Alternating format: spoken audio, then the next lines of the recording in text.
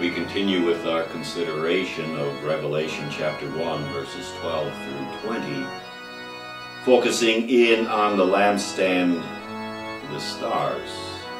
Jesus does explain, doesn't he, thankfully, what they represent.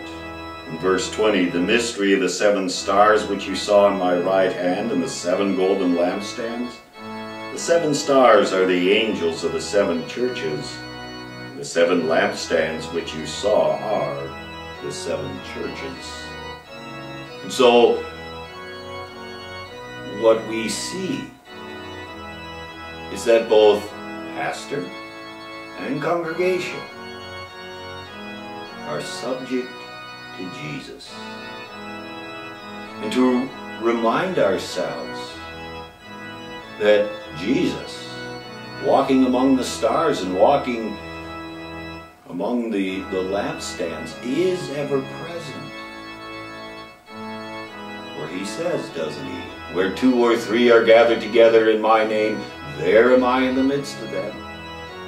He reminds us and the disciples just before he ascended, I am with you always, even to the end of the world. Invisibly present, present by his word, visibly.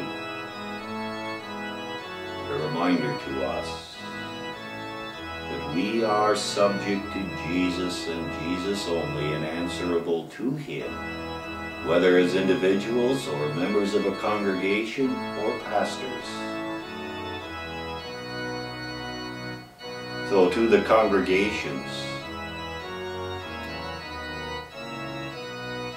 what we need to see and remember is that the office of the pastorate is an office directly given by the Lord, established by him.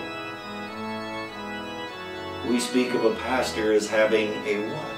Divine call. Yes, it comes through the voters in the congregation, but it is of and from God. And so because this office is from God, it is to be seen as such, to be held in high regard. The man holding that office is to be respected and honored because of the office that he holds, because of the divine call which he has.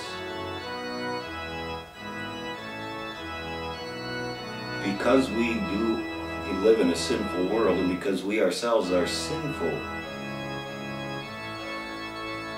it's easy to consider or to think that because a congregation calls a pastor that he is the congregation's employee, that he is the congregation's servant. He serves the congregation, but he is the servant of the Lord. He is not the CEO of the congregation, nor is he under the congregation. This is here.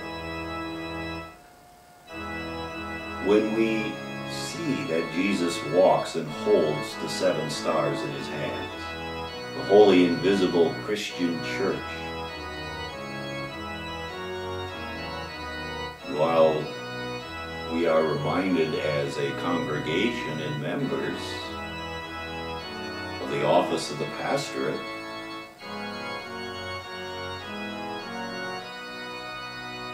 that we also remember as pastors